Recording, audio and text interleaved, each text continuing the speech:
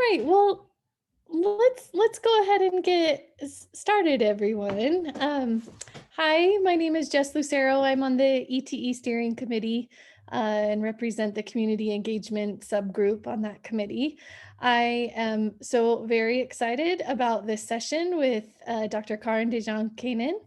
And Karin is going to be talking to us this morning about compassion in action in the classroom and online and teaching in a pandemic and beyond. And some of you may already know Karin, but I'm going to share a little bit about her, and then we'll turn the time over to her to get us started. Karin's a principal lecturer of linguistics in the Department of World Languages and Cultures, where she's been teaching graduate and undergraduate students since 2001. She earned the Teaching Scholar and Master Teaching certifications through ETE and has presented on teaching-related topics at regional, national, and international conferences. In 2019, Karin was selected as the recipient of the Eldon J. Gardner Teacher of the Year Award at USU, a really great honor.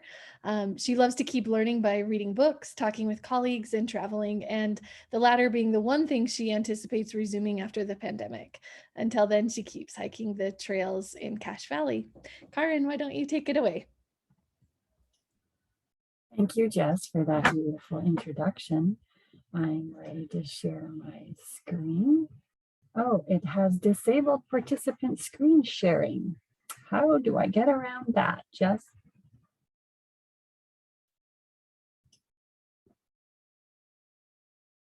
You should be all set now.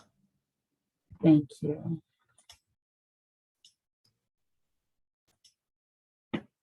And I'm sure you have your own ideas about compassionate practices in the classroom. So I have a warm-up question here for you today. I'm assuming everybody knows how to use the reaction emojis or icons on their Zoom call. So Jess, if you would monitor that and tell people by name that it's their turn to contribute something. We're going to do this kind of like a popcorn activity. You just pop in and give a one-sentence answer to this warm-up question. If you taught between March of last year and April of this year, what kinds of compassionate actions did you implement with your students? I'm sure you have several dozen, but one will be good to get us started from each of you.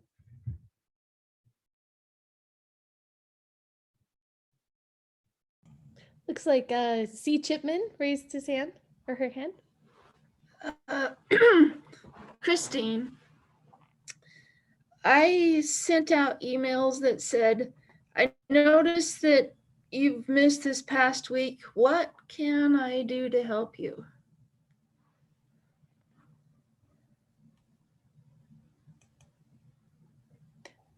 It looks like we've got some responses in the chat as well. Abby said flexible assignments and flexible deadlines.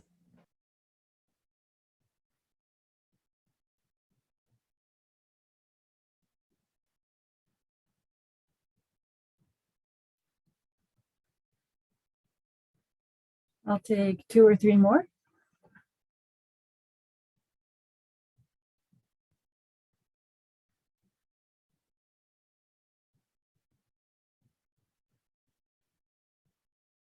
Oh, Cree. One thing I did was I had more office hours and more flexible office hours via Zoom, and I would just leave the screen open and they knew they could click in and come talk to me.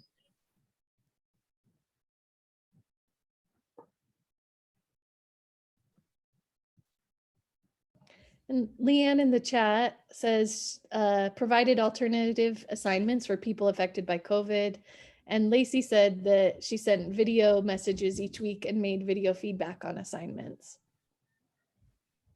And I see like Susan has her hand up. Mm-hmm. I had, like, at the start of each class, I had those check-ins, like, how are you doing? Let's check in with everybody. What's something good that's happened today? What's something maybe that's bad that's happened today? I really tried to just check in with everybody and see how they were doing and see how I could help. Those are all good things. Thank you, everyone, for contributing and participating.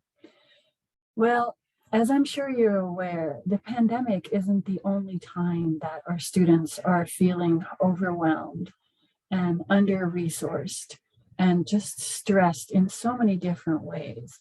Our students have so many demands on their mental and physical energy and their emotional health, not just in a pandemic.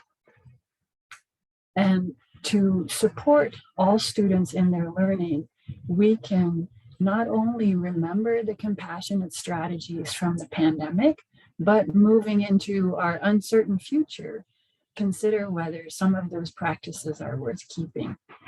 So today I'm going to talk about 10 compassion strategies, almost all of which have already been mentioned, but we'll talk about them in a bit more detail. And while we're talking, I'd like you to kind of keep a mental tally of, yep, I did that, I'm doing that, and I'm going to keep doing that, versus, yeah, that was fine in a pandemic, but I can't keep doing that. Okay, so that's kind of your listening strategy here. So compassion strategy 1 is signaling empathy first. So students will come to you with whatever is challenging them. And it's important to signal empathy first. And signal empathy means listening to understand, not just to respond. So we ask students about their feelings without probing for the specifics of their situation. Sounds like you're going through a rough time. Sounds like you're looking for some support. I can understand why this may be difficult. That kind of empathetic listening without jumping 3 steps ahead into how are we going to solve this? Or what you need to do is empathetic listening first. The second one is start from a foundation of trust. This is one that I struggle with, operating from a framework of trust with my students, trusting that they want to do the work, trusting that they do want to learn, and trusting that what they're telling me about their circumstances is true. How do you deal with that level of trust or that framework of trust? Is that easy for you? Is that something you're learning?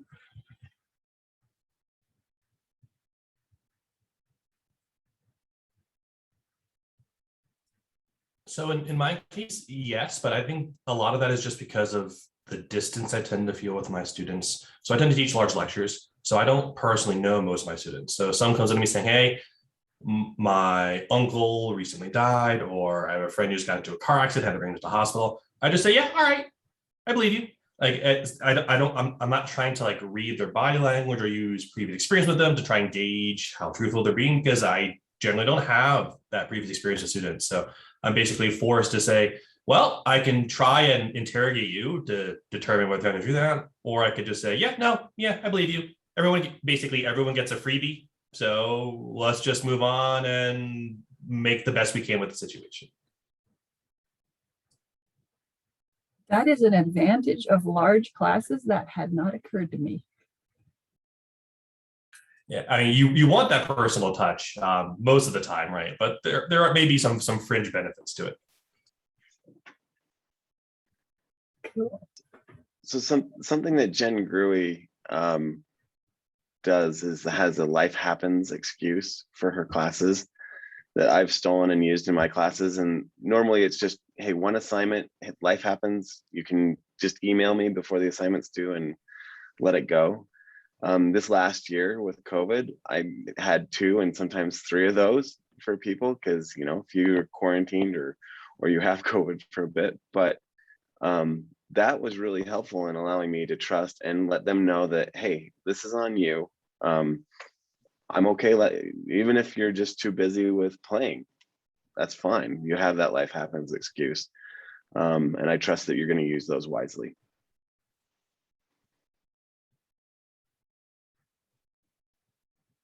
Those are great. Yes, yes. Operating from a framework of trust. They trust us and we trust them.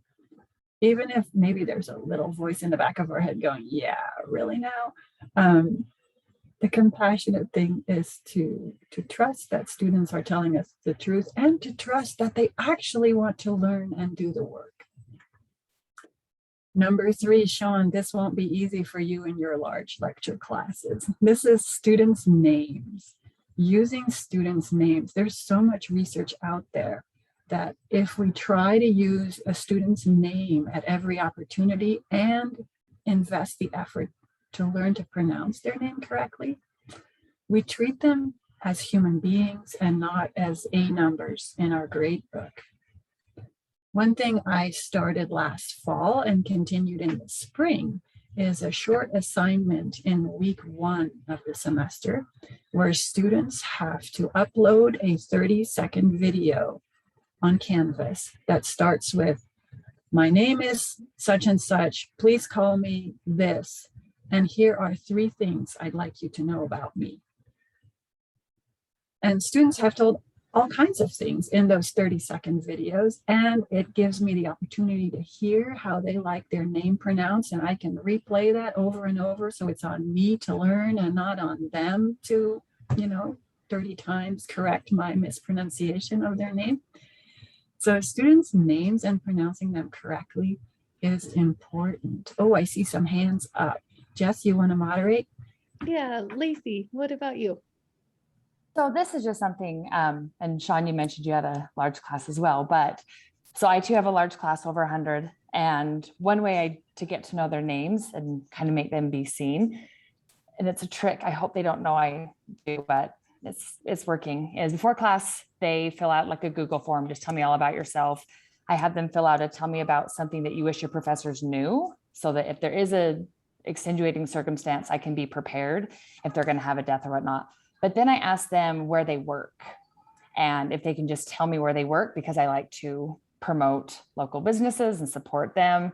And I have that all in a Google Doc. So when I go out around town, I have it on my phone. So if I know I'm going into Al Sporting Goods and I know so-and-so works there and I see them or they seem to like look at me, then I can say, hey, Kurt, is that you? Yeah, how are you doing? Even though it's a large class. And that's the one thing I've gotten from my advisor, is that students will come and say, she actually knows me for this large class. I didn't expect that I would be seen. So it's just a trick that I do, and that helps me learn their names a little bit if I frequent certain establishments often. Christine has a question too, Karin. This summer, I took a class and the teacher asked me, or asked everybody to state their pronouns. Is that something that we should be doing as teachers?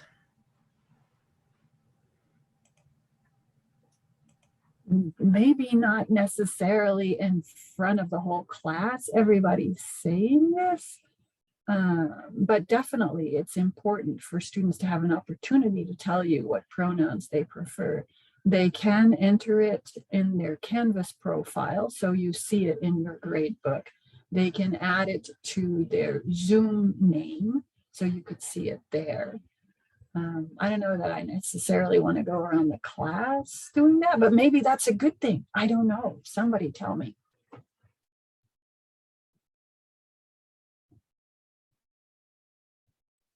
Can I chime in for just a second? Something with pronouns that I found is I teach a lot of first-year students, first and second semester students in my classes, and a lot of them haven't ever heard anybody ask them that question before. So I think if that's something that's important to you, you don't necessarily need to say, hi, your name's Sam, what are your pronouns? Like, that's not how you approach it. But I introduce myself using mine to my students, and then I explain why I ask. I ask for pronouns because I don't want to misidentify you. I value who you are, and I want to call you how you want to be called and refer to you how you would like to be referred to. And so I have them write them down for me on index cards, and then I read them so then I know them and can call them by their correct pronouns. But I feel like you're right in saying don't go around and have everybody say what they are. At the same time, I think acknowledging that some people don't necessarily appear as you would assume their pronouns to be and letting them have that space. But that explanation has helped. I've had students that are like, what the heck, what does that even mean? And so the explanation of, I value who you are and I want to call you how you would like to be called and refer to you how you'd like to be referred to. And that's why I ask, and then have them write them down so that you learn them. But that's kind of my approach to pronouns. I love all the ideas in this group. This is why ETE is a great thing. We can all help each other get better at our classroom interaction. So the next strategy, you've all been doing this, reaching out and checking in. And there are so many available means. You can use Canvas messages. Here's something that I learned fairly late as a Canvas user. I learned it maybe a year and a half ago. In your grade book, at the top of the column for a particular assignment, you can click on message students who ... And one of the things you can do is message students who have not yet submitted the assignment. And in one message, all those students, not knowing who all the others are, will get the same message saying, oh, I noticed you missed the deadline. Something going on, something I need to know. And that's a helpful thing. Also, you can use Canvas announcements, of course, which go out to everybody. You can use emails, Canvas comments on their assignments. If they're missing the mark, you can comment before grading it.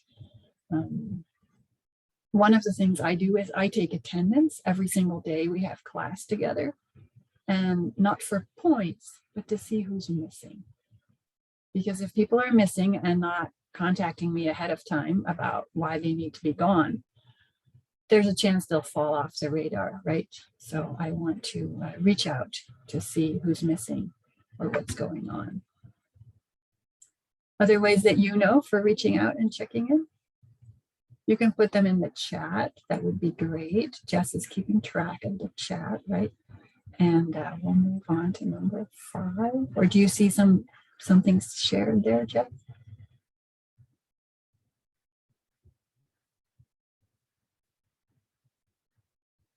Well, Jess is looking, I can jump in. Just as a quick follow-up on the Canvas grades thing, it's not just people who are missing an assignment, you can also do it based on grade. So one thing I started doing, like Karin, I recently learned about it from my colleague Missy, I think about 2 years ago now. You can say people who scored below a particular threshold, right? Say, hey, I see that maybe you didn't meet your expectations for this assignment, or in my case, this exam. Don't worry about it. It's typically, I definitely do this for the first one, and often we'll do it for subsequent ones. But it's early in the term. There are so many opportunities to come back. Come talk to me and my teaching team, and we'll see what we can help. But also reached out to the people who did well. Say, hey, it looks like that you did well in this exam. Congratulations. But keep working hard because the semester isn't over yet. So you're encouraging everyone based on their specific circumstances. There is one downside. It is a mass email, and students do recognize that it's going to be a mass email because of how you phrase it, right? But particularly in my colleague Missy's case, she finds that students just really enjoy is the wrong word, really appreciate just someone talking to them, right? Like even if it is a mass email, it's better than just them just sitting there thinking that you have no idea that they're struggling with the course, or even that they have no idea that they're doing well, right? Students just like to be acknowledged. Definitely. And speaking of grades, let's talk about grades and compassion with grades. I found this graphic online that to me captures all we're doing wrong. Like grades is what we tend to talk about, but feedback is what we should be talking about. And this summer, I've been reading a book. It's called Ungrading. There's been a learning circle on that through ETE, and there's going to be a learning circle about it too this fall. So I read it this summer, and it has inspired me so much. The authors keep saying that the research on grades is that grades are pointless. Pardon the pun. Grades are pointless. What students need is feedback, and more feedback. So one of the things I'm going to start doing this fall is offering only feedback with opportunities for do-overs and tweaking on the part of the student so that they can meet the benchmark. There's a lot to talk about in that regard, but we'll save it for the learning circle in fall. Please also enter things in the chat if you are so inclined. Compassion strategy number 6. Share your story. Oh, Lacey, I see you have your hand up. Okay, never mind. So share your story is an interesting compassion strategy. I would like to add the caveat that you should first ask students if they want to hear your story. Let's say they're on a Zoom call with you for office hours, or they're in your actual office and they're sharing something with you, and you think that sharing something from your own life will help you build a connection with the student, will help humanize your relationship.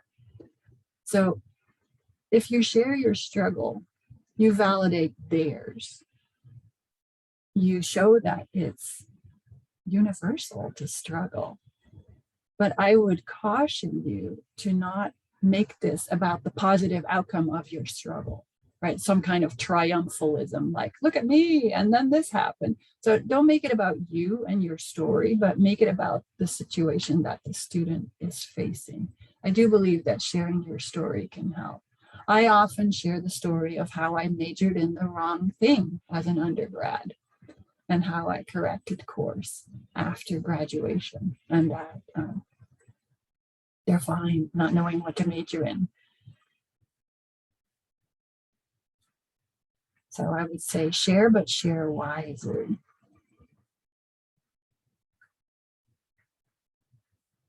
Here's a really big area in which I think we can insert a lot more compassion in our syllabi.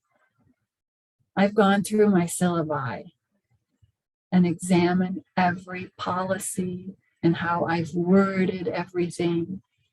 What's my policy about attendance, and is that compassionate? What's my policy about office hours, in person and or Zoom? How often can they schedule it through an email? Is that compassionate? What's the workload? Is it compassionate?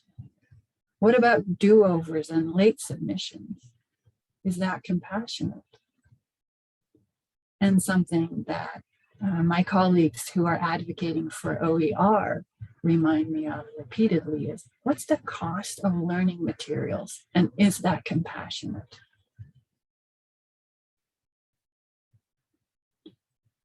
Lots to think about. Jess, go ahead. Yeah, Karin, there's a couple of comments in the chat that are, I think, relevant for this point.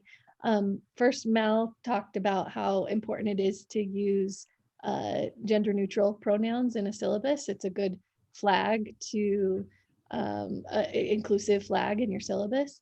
And Abby asked a question that I think is a really great question. How do you balance compassion versus rigor and high standards for performance?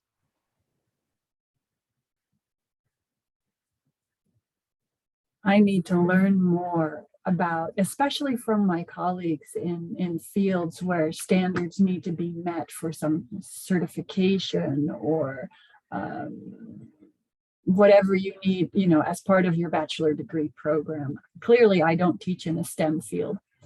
I don't know about certifications in linguistics that my students need to know about. I teach lower division elective courses. So I realize that that's a position of great privilege where I can do a lot of things exactly the way I think they should be done.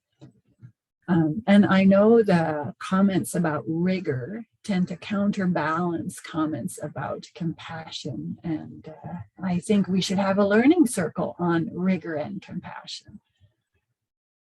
Abby, do you know of a good book on that? No, it's just something that in my particular courses, which are upper division and often preparatory for students going to graduate school or professional school, I find that it's important to give them realistic expectations of what the expectation of what they will be expected to do when they move forward. So maintaining that rigor is important in terms of their preparation. But I'm also cognizant, you know, that these are demanding courses, and in the STEM fields, often that especially that senior year is incredibly challenging. So to the point, I've been giving this one some thought over time, but one of the key points is telling folks, you need to perform at a high level to earn that A, but let's come up with a good strategy to help you demonstrate that knowledge. And one of my strategies is alternative assignments. Some students will perform well and some on an exam, or some will write well, some will do a video well. So I'll try and customize things so that they can show me what they've learned. And that tends to create more comfort for the student. So that's one strategy I've used. Oh, beautiful. You're ahead of me. I have a strategy called options a little bit later in the presentation. Thank you for previewing that. I want to throw in a comment that I think it's not compassion versus rigor. I think it's rigor with compassion. That's where the feedback might really come in. I'm going to give you a lot of feedback so that you can be very, you can raise your own bar. Yes, and in the book that I've been reading called Ungrading, the emphasis is on delaying the grade. Because if you give grades and feedback, students are just focused on the grade. They really only care about the points. They've been conditioned since kindergarten to care about grades. And if you're trying to undo that and say, listen, learning is about getting better, and getting better is about getting feedback. And so offering the feedback at various stages and delaying the grade is a strategy that I think combines both the goal of rigor and meeting the learning objectives and high standards, as well as getting the students to be more vested in their learning than in their grades. What do you think?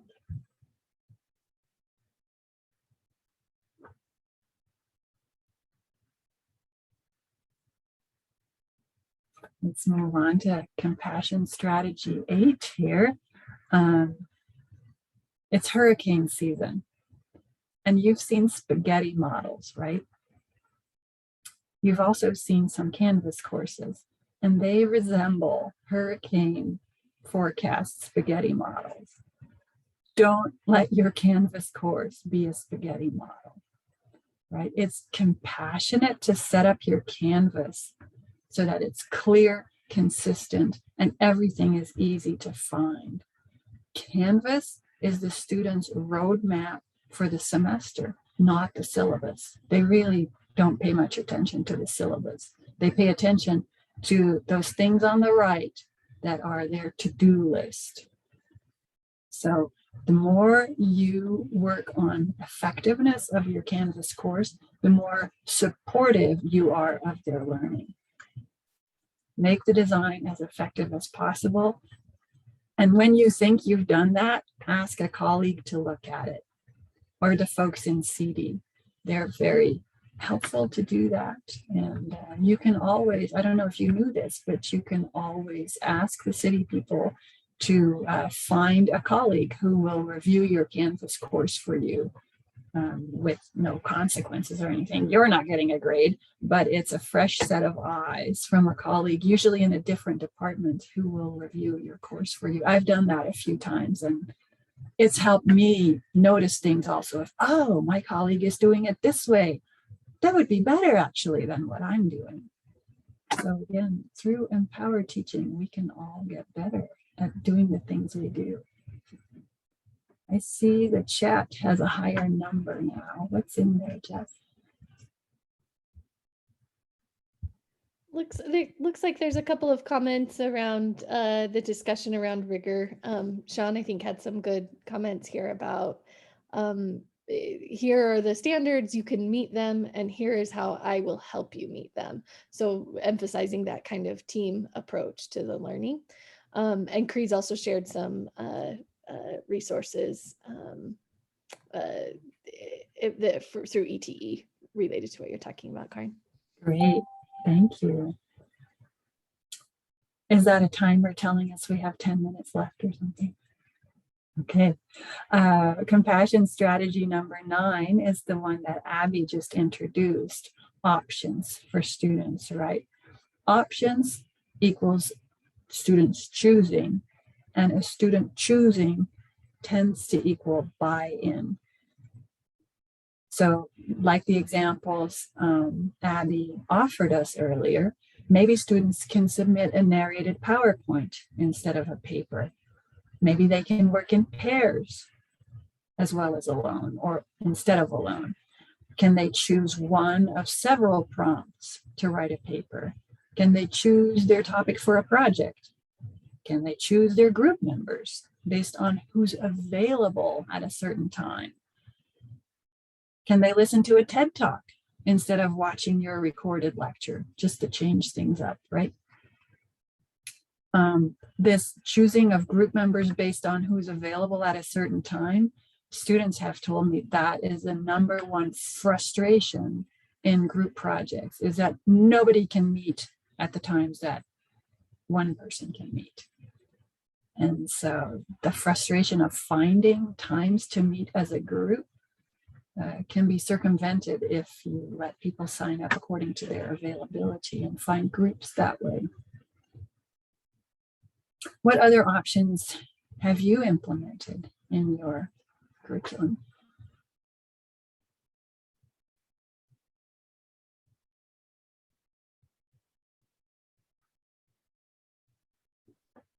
I have one that I do. So I teach writing, English 2010, the research writing class. And one thing that I do is they have 3 major projects.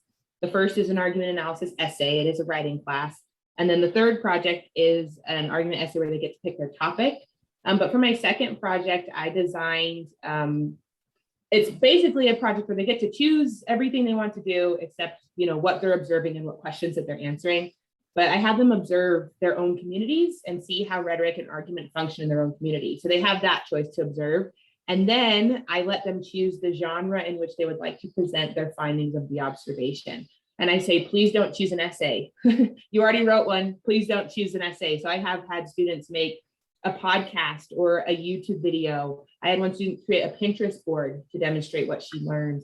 I had one student create comic strips to demonstrate what they learned. So it's my favorite project, and they really gravitate towards it because they've chosen their own community to view, and they've chosen their own way to present what they have learned. And it tends to be the most favorite project. It was kind of confusing for me in the beginning because I'm so used to grading essays, so I had to shift my own thinking. But it was just awesome to see how students are able to show me what they've learned and still meet the objectives of the course and of the assignment. And it's a lot more fun to review work that students were that invested in. I once heard the claim that if you're bored grading stuff, students were probably bored doing the assignment. Or if you dread grading it, they probably dreaded doing it. So that's a good one to bear in mind. Karin, I just want to point to a comment from Marie in the chat. Marie said that she got rid of due dates in the traditional sense, had them open due date and then closed for submission a week after, and it reduced emails, but also gave students some flexibility and options around when they actually complete and turn in their work. Oh, that's great. That's great. I actually don't ever close an assignment. I mean, it closes at the end of the semester, right? But that way I don't have to reopen it and make special accommodations. Almost everyone submits close to the deadline anyway. And the few people who need an extra day or so, they come through in the end. All right, number 10, we are reaching the I end. had a teacher that had a deadline and then gave really good feedback, and then a deadline for a final submission, and it was quite a good strategy. So you didn't feel like you had to be perfect the first time you handed something in. You knew that you did the best you could, you get feedback, and then you can improve. And that opportunity for improvement, I don't know, the whole class loved it. And it's also an opportunity for us as instructors to maybe clarify better what we meant when we set up the assignment. We're not perfect in how we set up assignments. And if students start doing it in a way where we think, oh, drat, I should have clarified XYZ, then the no penalty feedback option is a great way to get us back on track together. I was also going to make another quick point about something that I had in my undergrad and my master's. I want to point out that I did this at a little bit of a smaller institution and the class sizes weren't necessarily huge. But something one of my instructors allowed the students to do, particularly with examinations, to give options, is that for one exam each semester, a student got to choose whether they did an oral exam versus written exams. And for a lot of students, the oral exam, they actually did a lot better on than they thought they were going to do. And I'm in STEM, so maybe this is a bit more relevant to being able to have oral examinations in STEM, but it was something that I really appreciated as a student, being given that type of option. And I think those types of exams have actually set me up a lot better in graduate school. So it's just another option that might be helpful for maybe not classes that are 300, but maybe could be implemented in classes that are like 50 or below. Great.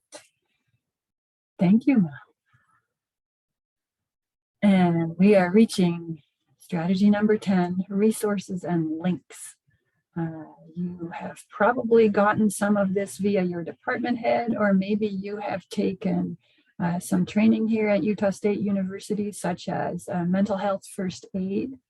There are many resources at USU, but a student in distress isn't going to look for them. Having a whole sheet of them at your fingertips will enable you to quickly respond to a student's situation. Also, I would recommend not waiting for students to come to you with their struggles. I would refer students often to resources related to finances or food or mental health, wellness, and so forth. I mention resources and I provide links.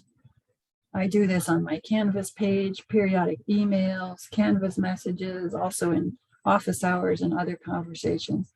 And I've learned that it's better to do this often for everyone than to not do it enough.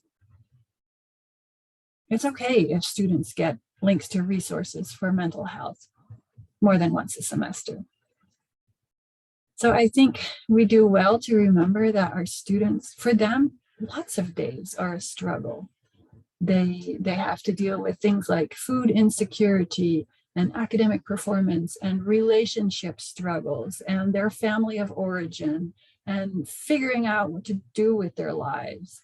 All these things are stressful. And our course is not the only class they're taking, and our course is not the only thing going on in their lives. So being compassionate is a way to support student learning. At the same time, I realize that as instructors, we run the risk of succumbing to compassion fatigue, right? There's only so much accommodating we feel capable of. So I have two questions here for you to kind of finish out our conversation. How do you practice compassion? Are there some strategies that we haven't discussed yet that we should know about? Or conversely, what aspects of compassion do you struggle with? I think both are valid topics to finish our conversation with. Feel free to use the chat or raise your hand or just start talking.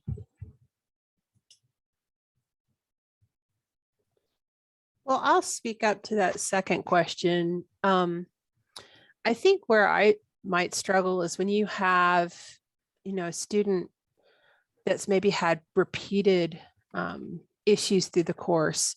You want to start from that default position of trust, right? And so a student may come to you with a concern, perhaps they have a late assignment, perhaps they didn't even get the assignment done at all.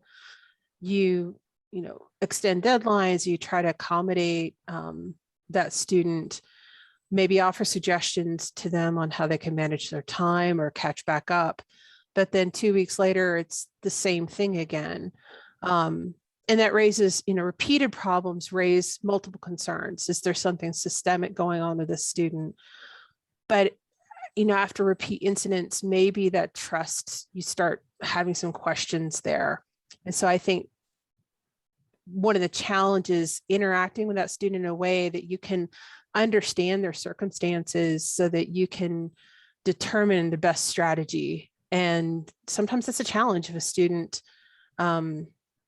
somehow comes across as deceptive, or if the student is just overwhelmed with life and they just can't get things together. And so you kind of just struggle trying to deal with that. I think it's important in those situations to recognize every student is an individual. And so their stories are individual. Oh, thank you, Abby, for validating how I have felt in certain instances with certain students. And for putting it in the words that where you start with trust and then maybe my trust kind of wanes a little bit when it's repeated things with the same student. You're right, that is a struggle.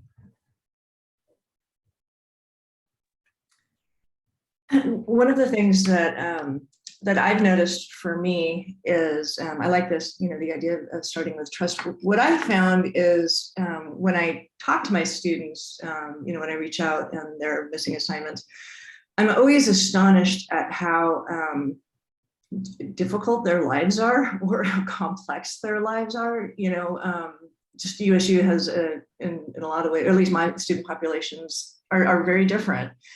And, I can remember one student last year who had been missing a bunch of assignments. Turns out she's a single mom with 4 kids and, working a full-time job, things like that. So, my class was pretty far down the list of priorities in her life, and I feel like what I struggle with is the initial trust. I'm always a little suspicious of the excuses. And then when I dig in, not excuses, but the reasons. And when I dig in, I'm like, holy crap, yeah, do what you need to do, whatever. And so I, particularly over the pandemic last year, I really got rid of all deadlines. I put this in the chat. I had a deadline, but students could turn things in for full credit up to the end of the semester. And they could, I've done this for a while now, they can always retake all the quizzes at least twice. So they can take it once and take it again. But having gone, pretty far in that direction, I'm not quite sure for the students who still struggle, even after the, the very flexible deadlines and the retaking of tests, for the ones that, have lives like this one particular student, I just don't know what else there might be to do. And that's where I struggle again is maybe not lack of compassion, but just how else to help them when their lives are kind of that crazy.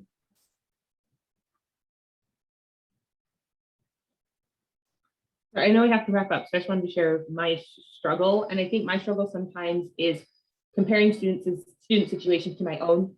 So I had a new baby at the same time one of my students had a new baby.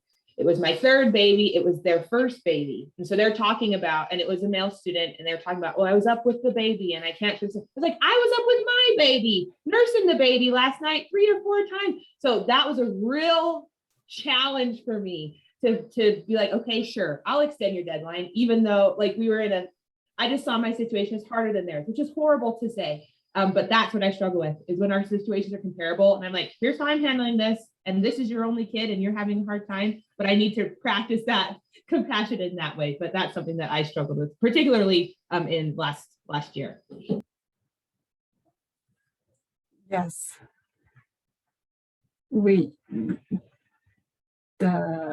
The trap of comparing students and their situations with each other or with our own or with what we consider normal is a trap to avoid, right? I know we're out of time And I'm so appreciative of the time you've spent here today with us, thinking about compassion and acknowledging that it's sometimes a struggle to maintain compassion at the forefront of our minds and how to balance rigor and compassion. I think this is a conversation that's not over, and I look forward to connecting with you in other ways. I know we have a 15-minute break right now, and that after that, we will have more sessions. Here's my contact information if you wanted to get in touch with me.